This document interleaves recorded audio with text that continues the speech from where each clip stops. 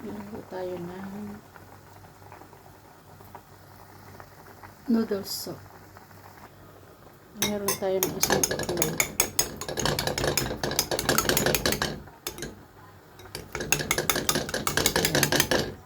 Pinatil natin. Then, ilagay natin.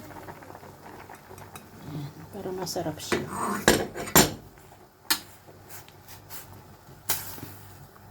May hotdog itlog tayong nilagay.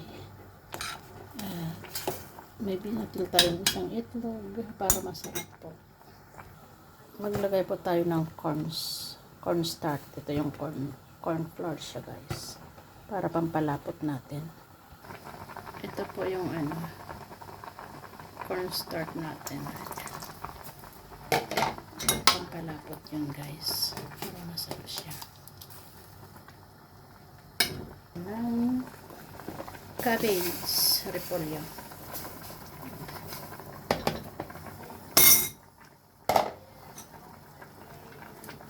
Ito pa. Masarap ang ating noodles soup. Yan. Alamami. Ito ang tinatawag nila na homemade alamami. Ayan, guys, ready to serve na ang ating alamami homemade. Ayan, guys, ready to serve na ang ating alamami homemade. Ayan. O, diba? Thank you for watching, guys.